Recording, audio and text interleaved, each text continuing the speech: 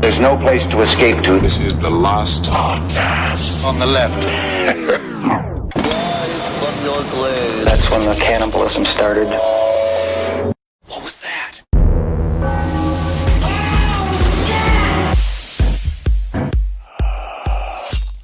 Knife wound. Knife wound, yeah. That's not a bad way to go.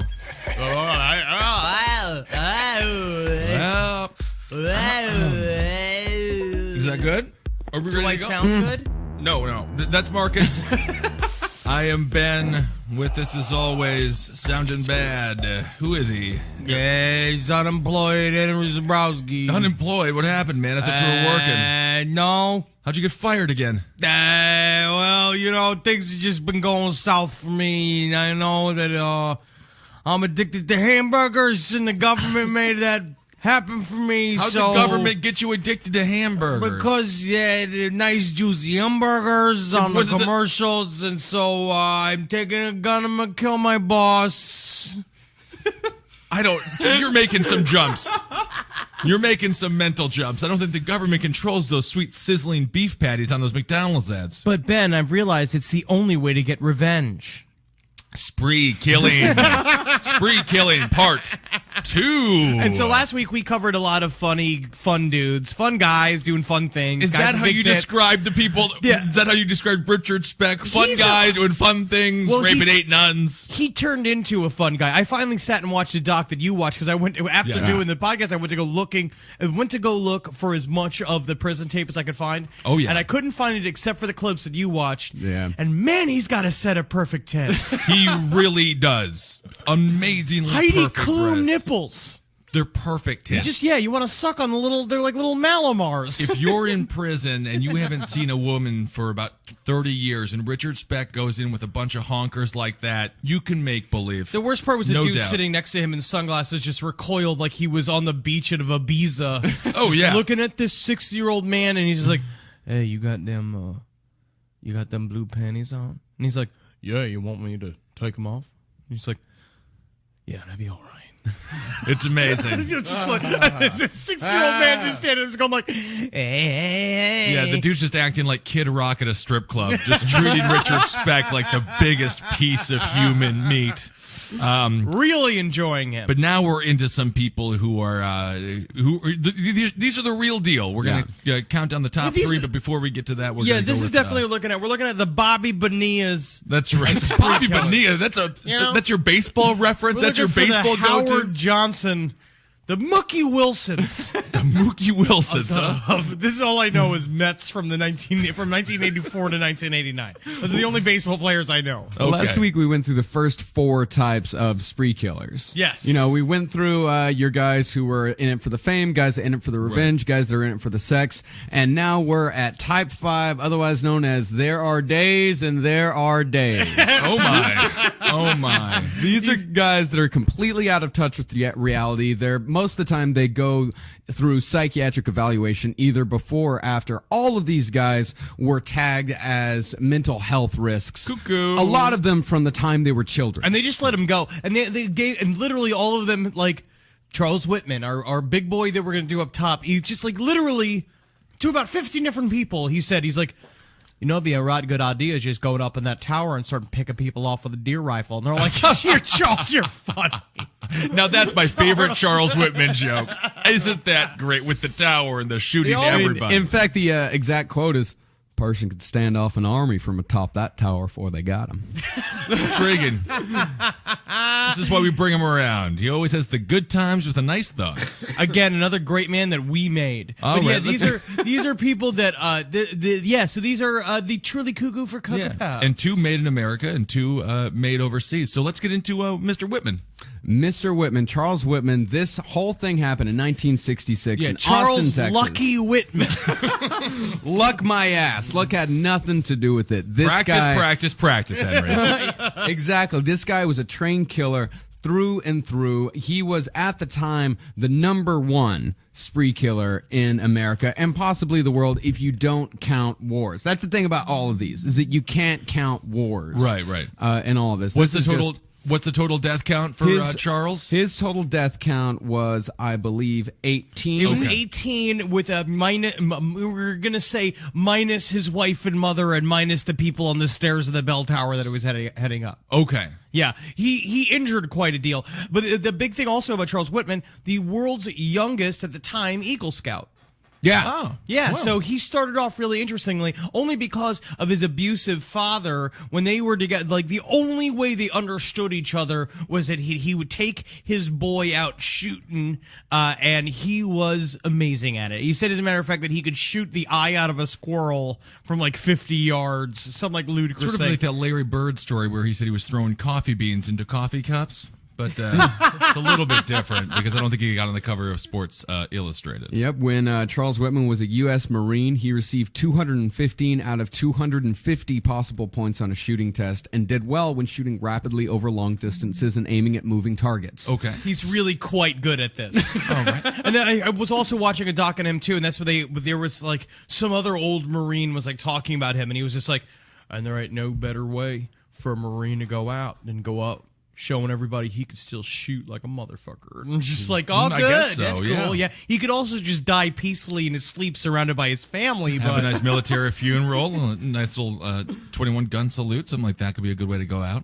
So what's his MO? Well, before we get to his MO, I want to make sure that we clarify his body count. He shot 12 from the tower, but his overall body count was 18. yes. Right. Yeah, he shot 12 from the tower. He shot 4 in the on his way up to the tower, and he shot his wife and his mother before he got to the tower. Ah, yes. But in okay. order to save them, that's what you guys don't understand, is that he wanted to save them from embarrassment. Yeah, that's true. He didn't want them to see all the terrible news stories. I feel about like the I'd say boy they love. if Jackie ever went on a killing spree, I'd just be like, you know what? I can live with the embarrassment.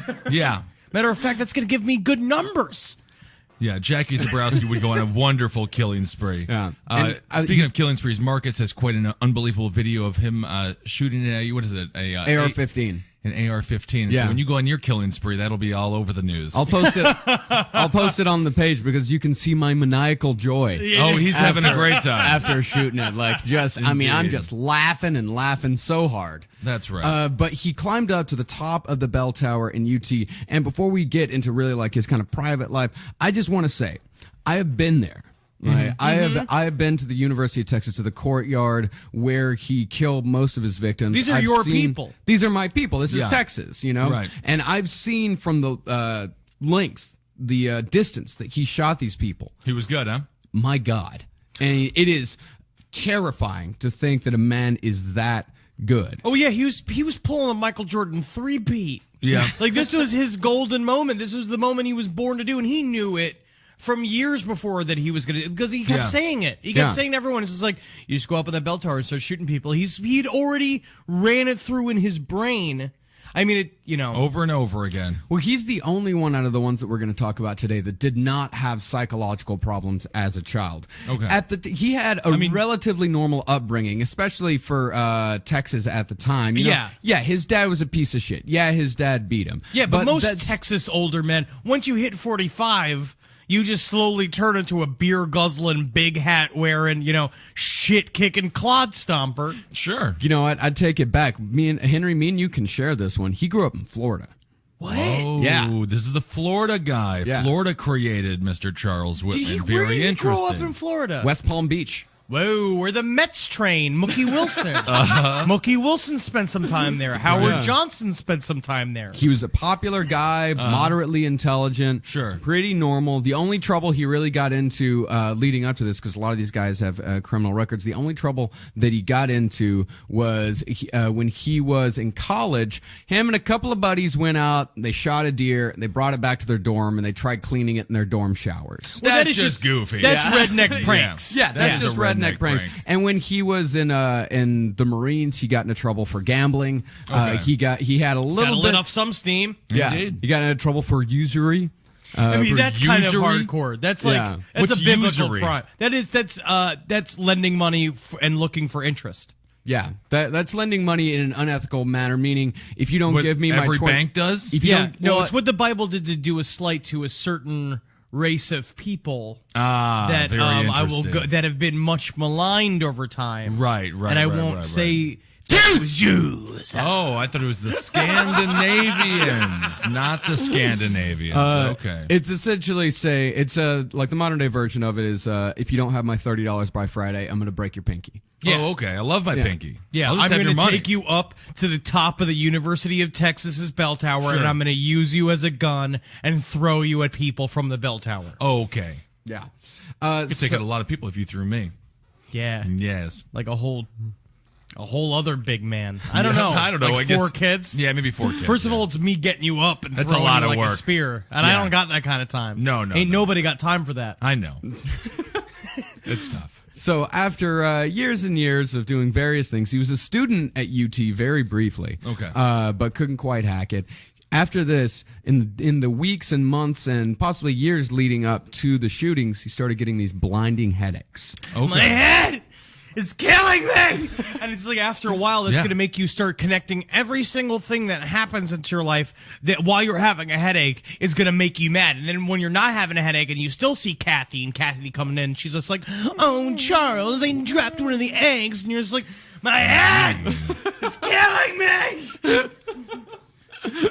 And he goes to a few different doctors and he tells them, listen, I have these blinding headaches. I'm starting to have very aggressive thoughts. I'm worried that I might do something. We definitely slapped his wife around the first couple times. That was the thing. He met his lovely during wife, the Kathy. headaches? What during? No, well, I mean, they were probably happening at the time. I know it was as soon as they got together, she was like his dream woman, Right. And then he immediately started like barking on her. I mean, they were Yeah. married for 4 years before the massacre happened. They married Yeah. in 1962. Okay. At the same time, I just really feel like ladies, men, if your significant other starts screaming about his headaches If he and talking starts about to how he's going to go act- to the top of the tower, just try to stop him. If he starts to act like Jeff Goldblum in the movie The Fly, just get out of there. Yeah, He's doing gonna pull-ups turn at into 4 a killer o'clock in the morning. It's not good. I mean, sure, he'll be strong for a couple of nights, and you can grab a strong man back and ride it, and it's hot and it's steamy. But he's But a killer. Still, he's a killer. A real. You're gonna get it, woman. You're gonna die. So the day before the shootings, Whitman went out, bought a pair of binoculars and a knife from a hardware store, some Spam from 7-Eleven. Hell yeah. Yep, picked up his He's just wife's making cookies later. That's spam. That's spam. What did he? That's Pam. Pam. He Spam. bought Spam. Spam, yeah. So Spam was what fueled this killing spree. You thought that he went and bought a bottle of Pam? I don't know what he's oiling Like a up. bunch of spray butter? Why not? What would he use it for? I don't. The other day, I put some Pam on some bread, grilled it right up. It tasted okay. That's It disgusting. was sad, but who cares? We're not here to judge me. We're talking about Charles Whitman. But I for heard Christ's what he was sake. going to do is going to use the Pam to spray up the courtyard in front of the bell tower would've so been people go amazing. slip sliding all over it. Before he decided to start shooting people, he's like, I'm going to make the world's slipperiest courtyard. Yes, this will be the funniest spree killing ever. Oh, banana peels. That would be quite amazing. As many whoopee cushions as a man can fart upon. So, That's a sad time to kill a person after they just sat on a whoopee cushion. Yeah. so he goes, he picks up his wife. They go and hang out with some of their friends that afternoon. He drops off his wife at her night shift, and this is when he pens his suicide note. Okay. Yes, and I love this letter. He really does well. You could really hear it all in this. So, should I begin? Yeah, read that note. reading. Is that a vocal warm up for you? I don't think that's a theatrical vocal warm up. Well, we don't have any recordings of Charles Whitman's voice, so we really have no way of knowing what he actually sounded like. Interesting. That was the other problem. It was this tiny, teeny Yeah. voice. Big man, tiny voice. 6:45 p.m. I don't quite understand what it is that compels me to type this letter. Perhaps it is to leave some vague reason for the actions I have recently performed. I don't really understand myself these days. I'm supposed to be an average, reasonable, and intelligent young man. However, lately, I can't recall when it started, I've been a victim of many unusual and irrational thoughts. These thoughts constantly recur, and it requires a tremendous mental effort to concentrate on useful and progressive tasks. In March, when my parents made a physical break, I noticed a great deal of stress. I consulted a Dr. Chachram at the University Health Center and asked him to recommend someone that I could consult with about some psychiatric disorders I felt I had. Right. I talked with the doctor once for about 2 hours and tried to convey to him my fears that I felt come overwhelming, violent impulses. After one session, I never saw the doctor again. I wonder why. I don't know. I mean, but what doctor just releases him after all that? I mean, a scared doctor. A doctor looking out for number one, which I understand. I think it's a doctor who he came in at 4:57. The doctor was off work at 5. He's like, "You got 3 minutes. You got 3 minutes, so you got know- unconventional violent thoughts. Okay, I gotta go. I'll see And you you're soon. fine. Just See get you on later. out of here. Office It's really great. closed." It's really good. Take some aspirin. Medical records indicate that he just gave him some Valium. Perfect. That's actually a very good thing. He should have had that. That's great. He should have been having that 24/7 because if he Indeed. was asleep, he wouldn't have been killing That's everyone. right. Get him on the drip. And since I have been fighting my mental turmoil alone and seemingly to no avail, after my death, I wish that an autopsy would be performed on me to see if there is any visible physical disorder. I've had some tremendous headaches in the past and have consumed 2 large bottles of Excedrin in the past 3 months. It was after much thought. Little yellow. Little. This is not an advertisement for Excedrin. Yellow, different. It was after much thought that I decided to kill my wife, Kathy, tonight after I pick her up from work at the telephone company. Charles, have you maybe thought we about shouldn't this? think so much. Honey, I couldn't help but notice that you drew my face on a target, Yes, and I honey. don't I'm appreciate always it. thinking So about you. we're gonna have dinner with Jim and Pam. I've been thinking a lot about you lately, honey. I love her dearly, and she has been as fine a wife to me as any man could ever hope to have. I cannot rationally pinpoint any specific reason for doing this. I don't know whether it is selfishness or if I don't want her to have to face the embarrassment my actions would surely cause her. I bet you she could have dealt with the She embarrassment. could have been fine. Yeah, she would. There's a lot of stuff you can do when you're alive. She might not have loved him. She might be happy that he's dead. Yeah. At this time, though, the prominent reason in my mind is that I truly do not consider this world worth living in and am prepared to die, and I do not want to leave her to suffer alone in it. I intend to kill her as painlessly as possible. He stabbed her like 15 times. Yeah, he's like sort of a hero, but then not at all a hero. Same thing with his mama. Yeah. Similar reasons provoke me to take my mother's life as well also. I don't think the poor woman has ever enjoyed life as she is entitled to. I will She crawl back inside of her and eat my way out. and eat my way out. I heard that the uterus is chewy like bubblegum. Yeah, that's true, actually. She was a simple young woman who married a very possessive and dominating man all my life as a boy until I ran away from home to join the Marine Corps. So I'm just happy to be nothing like my dad. I'm nothing like my father. So what happens here is that 2 people showed up, a handwritten addendum after he wrote this.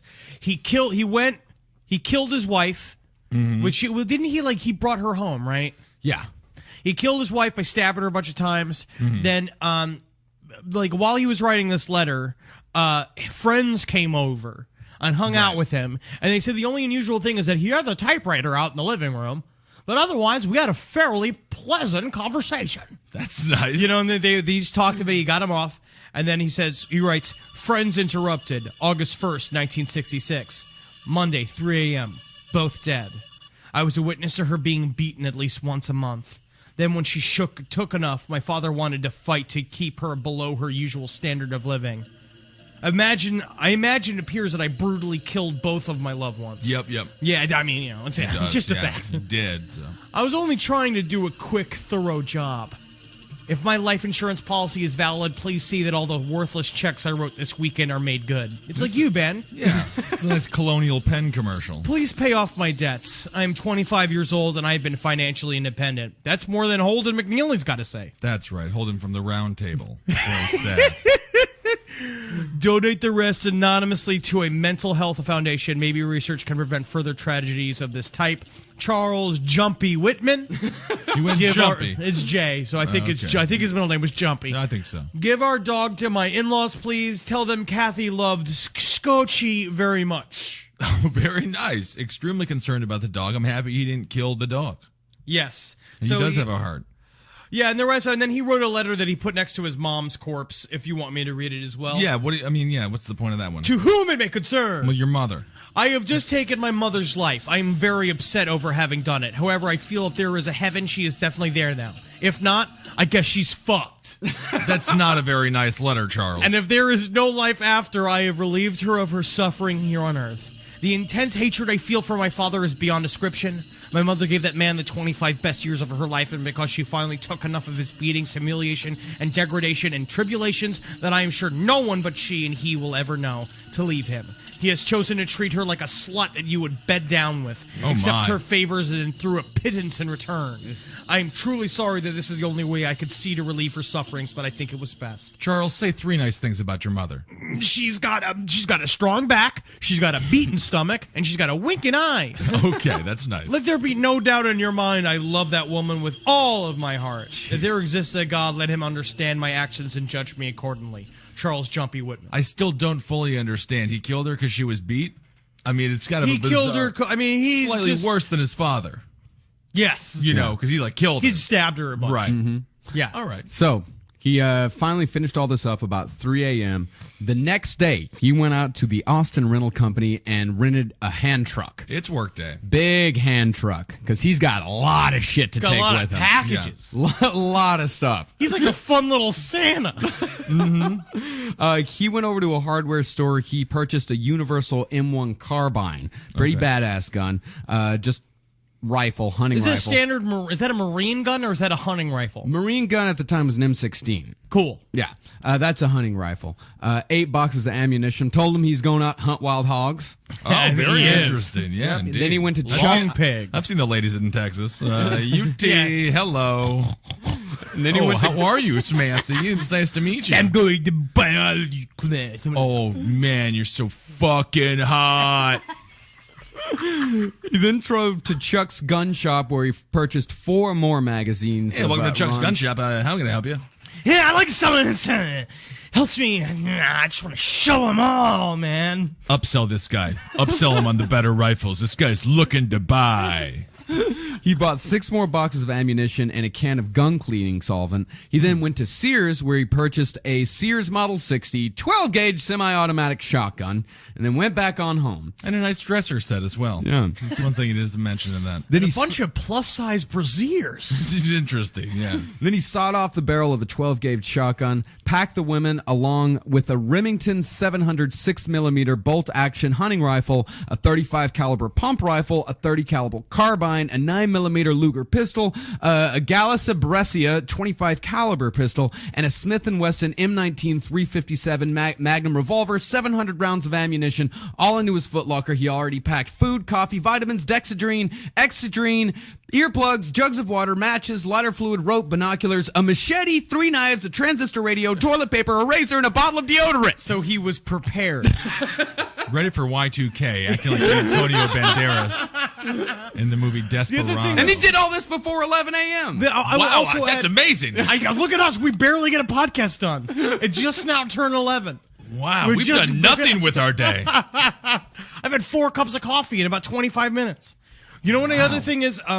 The thing about Charles Whitman is that he was really hopped up on Dexedrine. Yeah, he was really like he and was that just did on not speed. help his headaches What's at the all. point of Dexedrine? What does that do? It's like it was beatnik uppers. It's like what Jet okay. Kerouac did, and that's why he saw fireworks in the sky and it reminded him of his friends, because him and his friends are all going, "Hey, buddy, hey, yeah, man, no, get listen. I wrote this poem. I wrote this poem on the sidewalk. Hey, sidewalk, you're so flat. You're so flat. Sometimes plants grow on the sidewalks. Sometimes you walk on your feet. Feet got shoes. Feet attached to legs. You got hips. Oh, Chatty friends. Very smart chatty and you wonder why friends. they're all just not good by 40. Yeah, Yeah. it's tough. It's like their They're brains just- are gone. Done. All right, so he's got all these things. And Charles Whitman is 25 too. He's young, What he's were you prime. doing when you were 25? I wasn't going to towers sniping a bunch of kids, I'll tell you that much. I was a total loser. I had no ambition, no goals in life. So he gets on campus by showing a fake ID permit as a research equipment, says he was delivering equipment. And that's when he was like, yeah, I've got, all these boxes over here that I got to deliver. So he wheels the dolly. You wouldn't happen to have any Advil or something, would you? Get it together, Charles. Get it together. You're losing it, man. Acting like Johnny Depp in Fear and Loathing in Las Vegas when he's hanging out at the fucking carnival tripping nuts. Yep. And so he goes up to the tower and he tries pressing the elevator, and the elevator's not working. I'm gonna take It's the like a stairs. Jason Alexander movie. Yeah. Dunstan checks in. Ah, The yes. monkey movie. The monkey movie. When does the monkey get shot in the head in that movie? I'm not sure. I think it goes to University of I want Texas to to study find a biology. movie. I want to find a movie that's brave enough to start shooting monkeys in the head. Dunstan checks out. Yeah, 'cause if they're like people, Yeah. you know. Might as well. But Vera Kill them. Palmer, a very helpful University of Texas employee, said, well, it looks like it ain't powered on. Let me turn that on for you. Oh, so he's the real person that Yeah. caused the murder at the And then University of Texas. Yeah, he also told JFK, he's like, you should keep the hood down. It's a hot hot in sunny Texas. day. It's hot in Texas. Yes. People Go love to- to see your face. Big old round in Irish Germany head. in 1932. It's like, I would say that painting is not as good as it could be. I think that he needs to maybe do some more independent study before we let him into school. I think if you just put your hand like real sharp at like a 75-degree angle, people might respond to that. They might like that, just the hand movement, but I don't know much anyway. So after Vera turned on the elevator, Whitman says to her, you don't know how happy that makes me. Yeah, that's so scary. Oh, man, you know just it's- another future massacre I caused, that's all. You could just hear it in his voice too, because of his face. Because he looks like a block of Wisconsin cheese. Like he's got one of those like long tube heads. Like he's a full American, where it's like his like buzz cut just sits on the top of his fucking cylinder like head, and he's just like, you have no idea how happy that makes me. And you All right. repeated it. How happy that makes me. How happy that makes happy me. that How makes happy me. that makes me. How happy that makes me.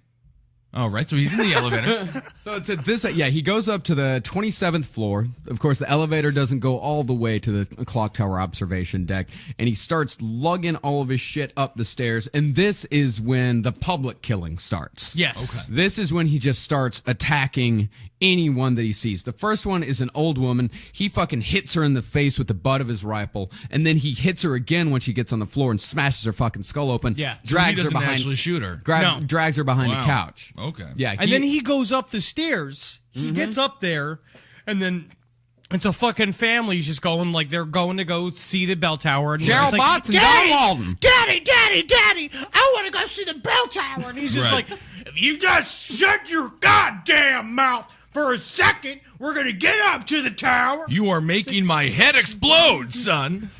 And then when he got up to the observation deck, there was two people up there, and Whitman had the gun in his hand. And one of the guys says that he thought Whitman was there to shoot pigeons. Sure, And they yeah. exchanged brief pleasantries, and then the couple left.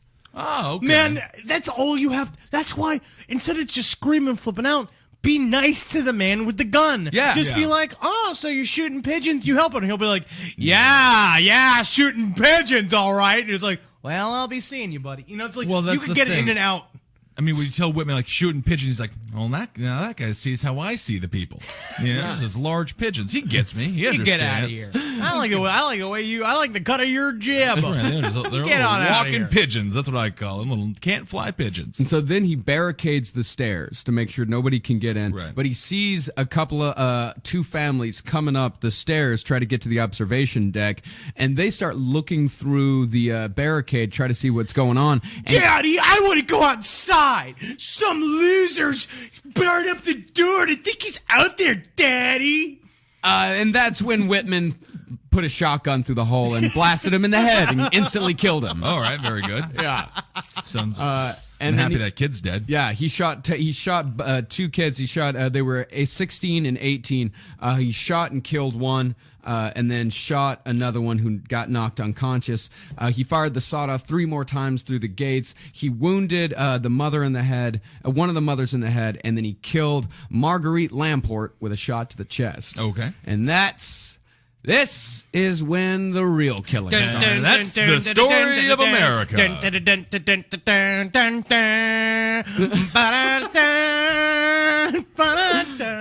He's just all excited. This is his moment to shine. This That's is just right. his moment, man. And This is he- his so you think you All can right, dance so what, moment. Yeah. So what does he do here? So So just, he operates the entire time on the old sniper rule, 1 shot, 1 kill. Okay. He does not shoot anyone once they fall into the ground. After they fall into the ground, leaves them be. He's like, either they're dead or they're not. And then I don't care. He spread his guns all around the entire watchtower so that he would just go pick up a gun, shoot, run to the other point of the watchtower, pick up another gun and shoot, to the point where Like that when American Gladiators game? yes, and then like literally when the police showed up, they thought that there was 4 snipers up there. Oh, okay. Because he was shooting from all sides of he was a pro. Right, This right. guy was finely tuned killing machine made by the American government. That's right. There's nothing I love better than when the beautiful toys of war that we make come back and haunt us. Because it's like, good work, guys. Yeah. You did it. Yeah, Good they work. trained him. Yeah, They made he's him do it. great at it. Yeah. You know? It's amazing. His first victim was an 18-year-old girl, 8 months pregnant. Yeah, he shot her right through the belly. That was a big thing. Is that he Two literally victims or one victim? 2 victims. That's Two two victims. Okay. I think they actually only count if we're counting 2 victims. I think it's 13. Okay. Actually, no, I think he just killed the baby. She lived. He just killed the baby. He purposely shot the stomach. That's how that's good right. he was, Yes. huh? Wow. Yeah. and then he the shot woman the lived. boyfriend when he went to go help her. Oh, I see. Yep, Good and enough this to is kill a when- baby in utero. And this Pretty is when remarkable. he just starts picking people off, shooting guys in the back, shooting some people in the arm. Right. And he's shooting people that are going out to help. And some of the people are saying, it's like, that was the day when you knew. One guy said, like, that was the day that you figure out whether you're a hero or a coward. And I'm a coward. Oh, yeah, He's yeah, like, I didn't go out to help. Of course not. I'm not going out. Are you there's crazy? no way It's in hell. raining bullets. No, there was just one story. 2 guys were talking about how they were running to the courtyard. Bullets were like flying all around him, like grabbing a dude. Thank God, a car pulled up in the middle thing that was getting riddled with bullets, and they like put a body in the back of the car, and he died by the time they got away. They only killed 1 officer, and then they were saying before what Yeah, was he killed a basketball coach from a distance of a quarter mile. How Yeah. long was all this going on for? What do you think? it's just an hour, right? The whole thing happened. Let's see here. He was shooting off for about 15 minutes before Okay. the cops were even And called. so when the cops that came- was his first initial shooting. People had no idea what the fuck was going on. It was one of those. He was shooting people from so far away that you were just seeing people fall. Yeah. Right, It's right, like, right. what the fuck is happening? People's arms are just exploding. Like Yeah. you might hear like a, but it wasn't. People just had no No, fucking he clue what was was on kinda fun. or where the shots were coming He was from. totally right about the bell tower. It was exactly what he needed to be. It's where he needed to be in order to do what he wanted to do. Right. But so basically, this is also a great story of like when the cops started showing up. The big thing about them is that they just have rifles. They have guns. They have handguns, so they can't reach him where he is. So they want to call the cops. Showed up. They're like, "What the fuck do we do?" And this is just an example of like all of Austin, Texas was like, let's get our guns, boys. And they all went and got their high-powered deer rifles and came back to the scene and then started pinning Whitman down by shooting at him. Like all of the NRA Right, came and protected themselves. And basically because the cops had no communication amongst themselves. This was before they had any sort of like walkie-talkies. They 3 cops independently decided to be like, well, we're going to take him out. And so they snuck underneath. They ran him through gunfire to the bell tower, and they were saying it's like 3 different dudes and 1 civilian got to the bell tower and on different points of the building, went in different entrances, and all showed up on the same floor, the floor below the actual observation deck. Right. And they're all like, they all came out of elevators like, like pointing guns at each Yeah, other, yeah, like yeah. almost immediately killing each other. And before that, That's I mean, great. hell, they even brought out an airplane. Like they And he started shooting at the airplane. Yeah, they brought out an airplane with a police sharpshooter in it, but the turbulence was just too much. Too much. And they could never get a shot on him. And Whitman just started. So how did he end up getting taken out? Well, 3 officers All right. went in there. Their names were Ramiro Martinez, Jerry Day, and the hero of the day, Houston McCoy. And Houston he was the McCoy. most affected by it too. They said Yeah. because he was a deeply religious man, and he was really fucked up by what he had to do. Yeah. Yeah, he absolutely, because they were, they saw all of these bodies Right. on their way up. All right. So Martinez, followed closely by McCoy, proceeded north on the east deck, while Day, followed by Crum, proceeded west on the south deck with the intention of encircling Whitman, trying to get him on both sides. Several feet before he reached the southwest corner, Crum, who was a civilian, All right. accidentally shot his rifle off. More- That happens. Yeah. That'll happen. Yeah, you can't just let Bumbley Crumb in there and he's just like, I never shot a goose. You know, I got bells on my boots. Bells on his boots. That's my problem. Well, I'll that's scare crumb all for the you. birds away. That's sad for Yeah. me. And so when Whitman turns to look at Crumb one way, one of the other guys, Martinez, he jumps out of the shadows and shoots at Whitman 6 times. He empties out his 38 at Whitman, misses every single shot. Come on, you got to hit him with one of those. And You gotta be in the clutch. You got to. And that is when Houston McCoy jumps out and just unloads both barrels of a 12-gauge shotgun right into the motherfucker's head, chest, and arms. Yes. Oh, all right. Boom. Dead. Houston McCoy, savior of the day. And this really introduced the idea of a spree killer to America. I mean, it's like we had the Stark with Charles Starkweather, and we had other people, but this was the first guy to show all of the country his rage, and became a poster boy for this, and then turned into the post office killings, and then turned into what we have now, which is by the time we got to Virginia Tech, when the Virginia Tech shooting happened, there were 4 other shootings that week. Yeah. At various universities and offices. Yeah, universities became quite a battleground there. No, Charles for- Whitman was for the a while. Benjamin Franklin of American crime. Like, this is a guy who was like Sure. inventing a new way to do shit. Yeah. He was the Michael Jackson. Yeah, this is sort of his moonwalk situation. Really changed the face of And by the violence way, forever. they did do the autopsy on his body after he was killed, and they found a pretty big fucking tumor in his Yeah, brain. the big tumor in the not center a of his tumor. brain. Yeah. It's not it a was tumor. a tumor. It was a tumor. It was. I'm Turned out it sorry. was. That Kindergarten Cop. That movie could have ended much better had Arnold gone up to a small sniper stand and just shot all those kids. So I think the- that maybe I could have actually been a tumor. I think it's a tumor. Let's go do America's #1 spree killing of all time. Also takes place at a university, the University of Virginia Tech. Yeah, Marcus, Sung what's his- Cho. Now, Sung Cho. Now, this guy, this is a horrible case. This is a thing that's like you can see this type of person happening all over the country. If you go to school in America, you see these people all the time. He was Sung Cho extremely was introverted. Extremely introverted. What they found out when Sung Cho was a child, like when they found out when he was growing up, is that he suffered from this thing called selective mutivism. Okay. Which is the idea that he was just being like super shy. Yeah, and he right. only speaks like 4 people. There was a lot of people who basically figured that he probably only spoke like 200 words in his lifetime. Right, Like he right. barely spoke. Yeah. And so basically what happened is that led up until he had a lot of different he had a lot of different social problems for forever until he got to his senior year of being at Virginia Tech.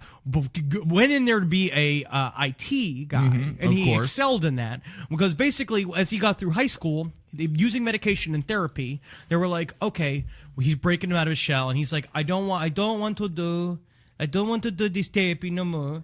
I want to go. So his be father's in like school." Guatemalan And and I'll his also mother's say this Asian, about this. something like That's why I believe that the Hong Kong Henry Zabrowski persona Uh-huh. is taking back. It's a friendlier form of the Asian. Right, You know what I mean? right, This right, is an right. outgoing. He likes the people. He Right. likes to talk and be with the people. Sure, He has a right. girlfriend. Hong Kong You know- Henry Zabrowski has a girlfriend. Oh, she's very big. Biggest girl in China. That's a good thing for Oh, I like when she got the rice berry. the rice berry. She's got a rice berry. Interesting. Oh, I but- see. Rice belly. The thing is that Sung Cho's voice is funnier than any voice we could we wanna- possibly do. yeah. For So him. this is we're gonna start at the ending, which is the videos that he made after he killed a girl. Her name was, I believe it was Elise Hirsch. Elise Hirsch. And he killed her and her roommate. There was a lot of speculation. What is her name? Hilscher. It was Emily Hilscher, and he killed her roommate. And there was a lot of suspicion for a while that maybe that it was because she was his ex-girlfriend, and that Right. is No, absolutely not She true. didn't know. Because he invented a number of fake personas that he said were like friends of his. Like basically, he said that he had a fake girlfriend. He told his Right. like roommate that he had an imaginary girlfriend who called him, I believe it was Snacky, who called him as a nickname Snacky, and then he started Cho? calling himself question mark in class Right. and stuff like that. Yeah. And this was this final impersonation, the final character he played, like Henry Zabrowski. He played a character named Axe Ishmael. I do and like this was Axe Ishmael. after he killed Emily and her roommate. He made this video to Right. send to NBC. I didn't have to do this. I could have left. I could have fled. But no, I will no longer run. If not for me, for my children, for my brothers and sisters, the chief. Whoa.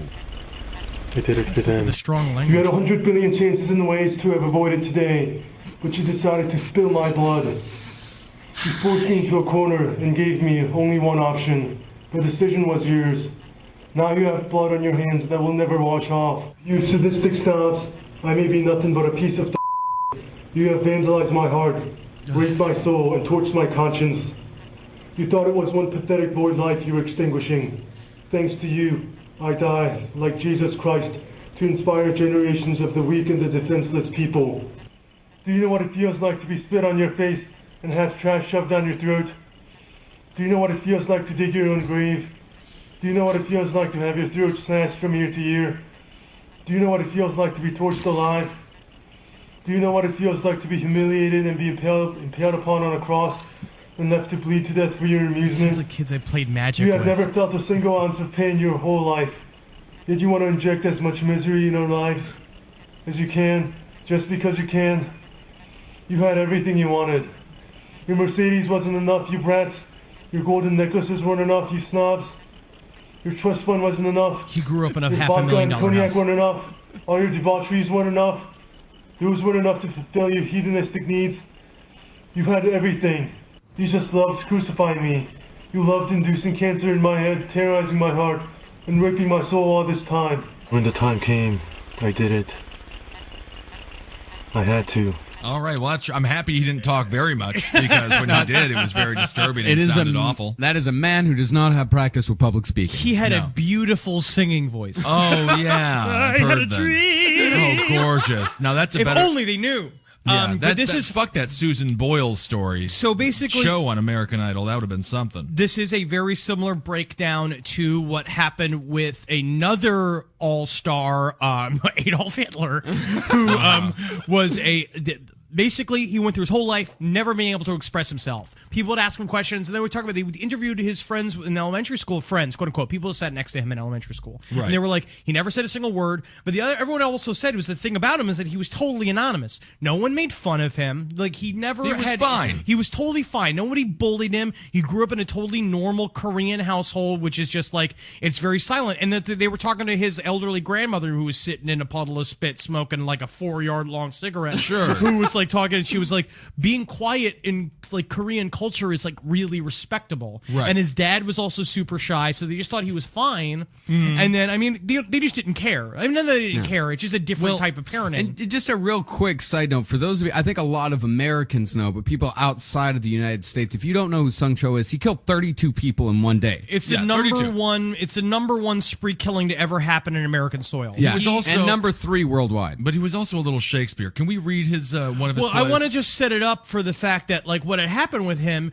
was that he couldn't express himself, couldn't do anything. He gets to college, right? Right. And when we're in college, we all discover a lot of things about ourselves. Sure. I started smoking weed. We had a great time, you know. I don't just- like sucking a bunch of dicks. You know, I didn't enjoy that freshman. Oh, what are you talking about? What are we talking about? So Beards are scratchy. Beards are You're just scratchy. I learned that too. Yeah. I hate the way their balls smell. Whoa. Yeah. That you learned that. And- So he went and he was going to be an IT guy and he was doing fine in school. Like he was never even a great student. He was He was just a like, terrible he was student. fine. He was whatever.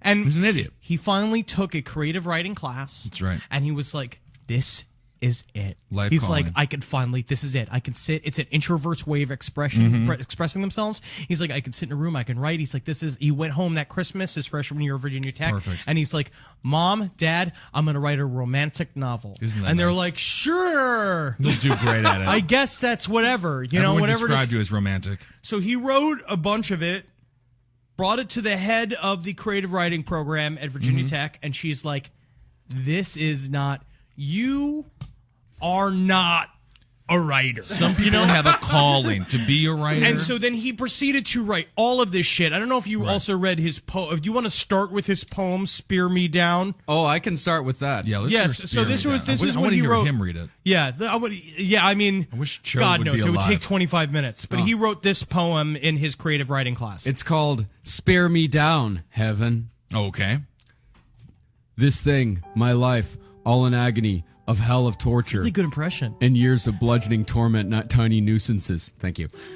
The disgust eyes, dirty frowns, and red fingers pointing at me. Feeling all the patheticness and humiliation. What time is right to abort the null existence and retire from sick lifeblood? And yet feelings, thwarted by sun's beams ready to attack, averted by smiling faces ready to rape. Come, a wish to annihilate myself. If this wasn't true in my plaguing conscience. But Jesus Christ! Another day comes tomorrow, a shade better than present. If I can imagine, a day anew like a newborn or an old dying, when nothing is everything and everything is nothing, and all is mere shutting of eyelids. Good Christ! Rip me apart, tear me to shrivels, eat me to help me see a better day's worth and salvage this decaying thing from myself. Yeah, he's better than Morrison. That wasn't that bad. I like what he really did with the wasn't that bad. newborn and It's just- old dead. Like, It's that's just good. very, he feels very sorry for himself because he finally going to express himself, yeah. and now he's just like, I'm ready to be a hippy dippy. I'm ready to be with the kids now. He's not a cool guy. But You the know, it's problem very is that- difficult. but that's what he was. And then he started calling himself question mark, Which and- would work. You would assume he could probably get some And pussy. don't his think- professor found his behavior, quote, menacing. Yes, and then he said he made a intense. Facebook page for his question mark persona, Okay. in which he said that he lived in room 666 of the 6th floor of Cathan Hall, which there didn't exist. There was only 5 floors of Cathan Hall, and Right. everyone's just like, and he would talk about his imaginary girlfriend all the time, and it started escalating when he would show up in women's rooms with his baseball hat on and his like sunglasses over his face, and that's what he started doing, where he started to like hide himself, and then he'd like walk in a women's room and be like, "What's up?" Name's question mark, and they'd be like, "Who are you?" And then he'd go and his roommate became his confidant, and he would like tell him all this stuff, and he'd be like, "Bro, that's like not chill, man." It's not And he chill was at just all. like, "No, I went in there. I went in there to see if their souls were cool." Like literally, that's what he Yeah. said to him, and he's just like, "Bro, that's not what you do, man. You fucking He was going through a hang bad out phase, with them, you know? man." He was really going through a bad phase. Not But a he- cool guy. And trying to be cool. he also did really weird things, like he would listen to the song "Shine" by Collective Soul over and over. that's the and worst thing over he's done. Over and over and over and Can you over imagine again. this Just wouldn't stop roommate listening to situation it. being like just calling your parents and you're like, yeah, he's a quiet like Asian kid, which is like fine, but then he listens to that song "Shine" by Collective Soul, that really shitty fucking Calls band. himself question mark, which is just like It's the worst weird. fake menacing nickname of all time. And then he started calling, and then for the final moments he called himself Axe Ishmael, and there was a lot of Right. debate as to what Axe Ishmael meant. But so Probably not much. It's the sad thing. let's Yeah, let's read some of let's his work. begin some masterpiece theater. Well, the only piece that we'll read for you guys today, it's a little play by the name of Richard McBeef. Now, this is one of the sadly rejected pieces that got him to be where he is today in Right. the grave. Yeah. It is interesting. Hitler was a failed artist, and now, of course, this is the equivalent of a Hitler Also, we painting, found I was suppose. one interesting detail of his crimes is that he chained up all the doors, and there's a lot of talk about how like he may have had a couple of dry runs because they found chains on doors without the campus weeks leading up to it, and that he would write. He wrote a note in all of them saying like, if you try to open these doors, the building will explode. Oh. Yeah. That was part of what kept people inside. He was very he planned this out. He did it well. Meticulously. He also went to Meticulously. 2 different gun shops, and he recorded all those videos in 2 different hotel rooms that he Okay. rented. So, All right. Richard McBeef, the cast of characters. Richard McBeef, stepfather, 40. Sue, mother, 40. John, son, 13. The setting, a living room, a basement, and a car. Oh, my. He's got the formatting down. Yeah. Act 1, Scene 1. It is morning. The sun is shining through the windows of the kitchen. John enters the kitchen, grabs a cereal bar, and opens it. That's disgusting. Richard McBeef is sitting in the kitchen with his legs crossed, reading the newspaper. Hey, John. He forces a smile at him. What's up, dick? He frowns. Try Dad. You ain't my dad, and you know it, you dick. John chews on the cereal bar angrily. Come on, John. Sit down. We need to have a man-to-man talk. Richard pulls a chair next to him from under the table. Man up your ass, bud. John sneers, then proceeds to the living room and turns on The TV. the TV. Richard follows him, sits down, and faces him. I may not be your biological father, but I'm your new father. We live under the same roof. We really need to get along. Come on, son, give me a chance. Richard gently rests his hand on John's lap. What the hell are you doing? John slaps Richard's hand. What are you, a Catholic priest? I will not be molested by an aging, balding, overweight, pedophilic stepdad named Dick. Get your hands off me, you sicko! Damn you Catholic priest! Just stop it, Michael Jackson. Let me guess, you have a pet named Dick at Neverland Ranch and you want me to go with you to pet him, right? He sighs and ignores the comment. What is it you want from me? I mean, what do you want me to do? Why are you so angry at Why me? am I so angry at you? Because you murdered my father so you could get into my mom's pants! Now hold on right there, mister. It was a boating accident. I did everything I could to try to save your father. Bullshit! Are you always full of shit, McBeef? I can see that you are by the extra fat you have packed on. You murdered my father and covered it up. You committed a conspiracy, just like what the government has done to John Lennon and Marilyn Monroe. What? Frowning, he catches a glimpse of an old tabloid titled The Cover-Up of Marilyn Monroe and John Lennon. You once worked for the government. As a janitor, at least. You hated the fact that my mom was with my dad. You knew my mom was too good for my father. So you took him out and you stole her, you son of a bitch. No, Dick! You shut the hell up and you listen to me. Me what? You want me to stick this remote control up your ass, buddy? You ain't even worth it, man. This remote was $5. You're such a... No, that's enough! Richard That's enough! raises his hand to strike his stepson, but before he does, John's mom comes down the stairs.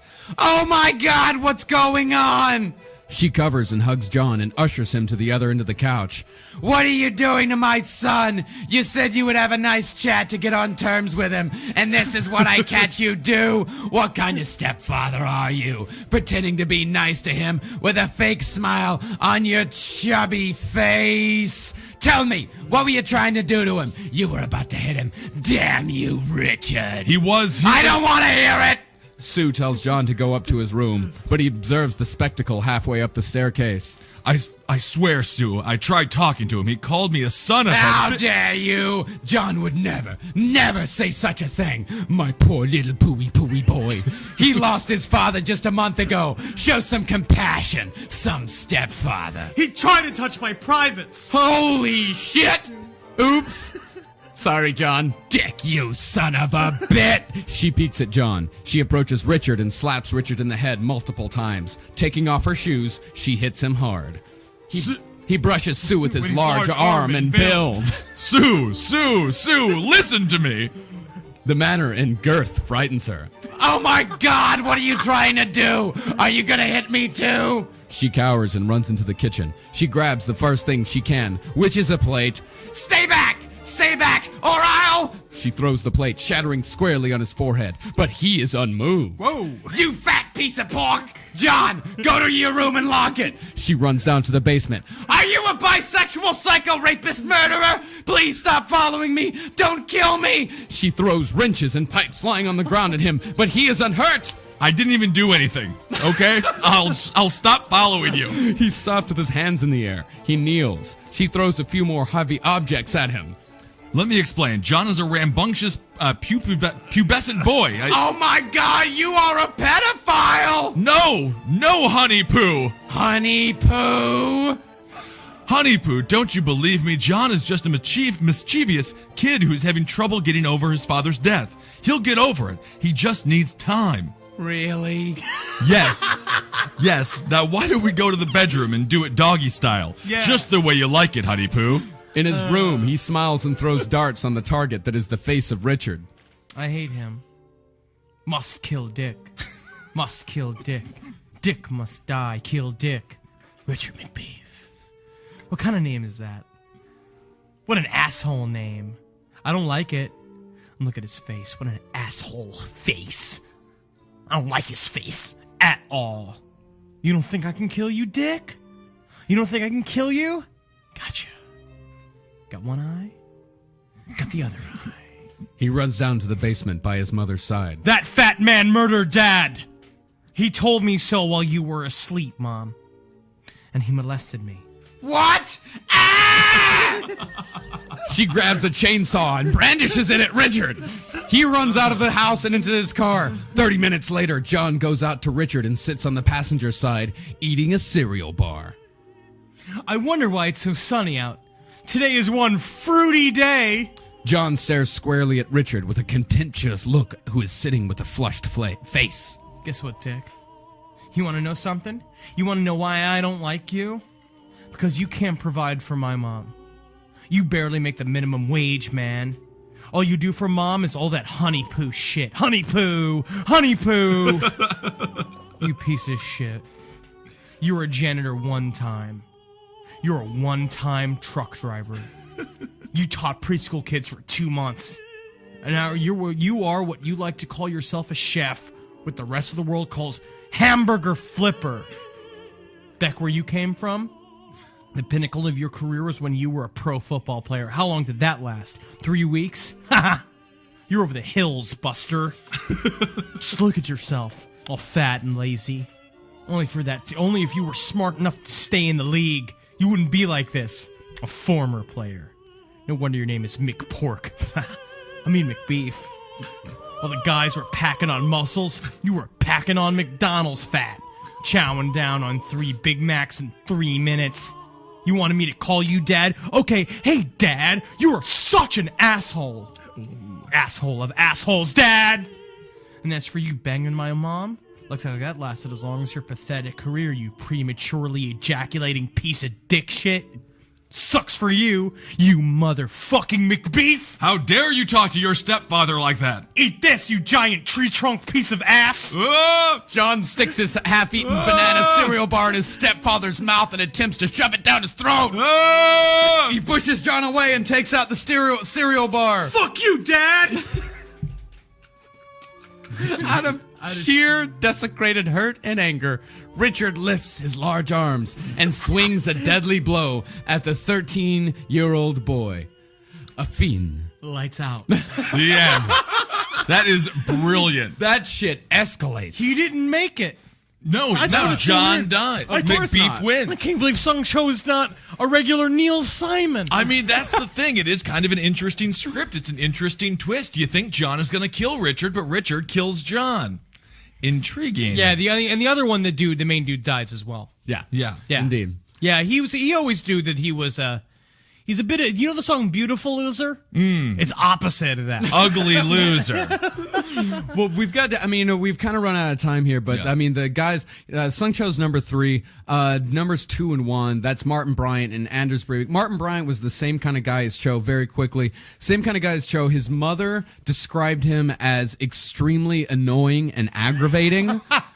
He never had any friends his entire life. Social workers were just saying, like, he will never live a normal life. He will have to be under his parents' care his Right. entire life. His only friend, as far as we can tell throughout his entire life, was a mattress named Mackie. That's not a bad name for a mattress. Well, yeah, we just can spray actually... painted smile on it. And yeah, and let's not just brush over these guys. Let's just, we don't have to do a third episode, but we can come back to them at a later time. Because right now we just covered 2 American college killers. So we can, unless you just want to, because these guys are also great. Yeah, both of these guys. I mean, they're number 1 and number 2. Yeah, I well, feel For a reason. I mean, You got- for yeah, number yeah. 2, yeah. Yeah, I mean, Lars Olson, who's number 1. He's doing Right. great. it's Anders Breivik, all right. Yeah, he killed 77. Yeah, he's world champion. The other one's like Martin Bryant, and just to give you a little preview for him, the last thing he said before he started shooting people was, "There sure are a lot of wasps out today." Isn't that interesting? All right. And he was Australian, so it was a shout out all wasps out today. This was the Didgeridoo. guy who shot that at the historical park, right? Yeah, Or the Port national Arthur. park. Yeah, it was a tourist attraction, and there are conspiracy theories that he was not the actual shooter. Yes. Don't go to But- parks and don't go to college. And I blame you, Australians out there. Whoa! And also, I don't love go to you. camps, because that's where Anders Breivik did his. Stay Yeah, inside. stay inside. Just stay, And- watch cable. Pack You know? on that McDonald's fat. Yeah, Although- get that McPork, McBeef. Yeah, because Anders Breivik, he is the only one, as far as I know, that playing dead did not work. Oh Yeah. no, he Yeah. wasn't falling for that old bullshit. No. No, he was just shooting everybody 90 times. 'Cause Yeah. He had all the time in the world. He was in the middle of an island. He was on an island. Yeah, Oh, if he didn't see blood, he was shooting. Yeah, that story. Yeah, and he just got done with the tennis championship after getting out of Clockmaking University. You have a different idea of what they do in Norway. Huh? All right, well, that's the story of Whitman and Mr. Cho. And that needs to be an odd couple. That needs to be a TV. If you're having violent Whitman and thoughts, Mr. like Joe. literally tell someone. I'm gonna Actually- just tell somebody. Tell a lot of people. It might be a Like, tumor. Don't stop at one. Tell everybody. Just tell a lot of people about it. Tell them through bullets. No. What? All right, Magustalations. Hail me! Algene. Hail Satan! And of course, hail yourselves, everybody. We'll talk to you soon. Goodbye.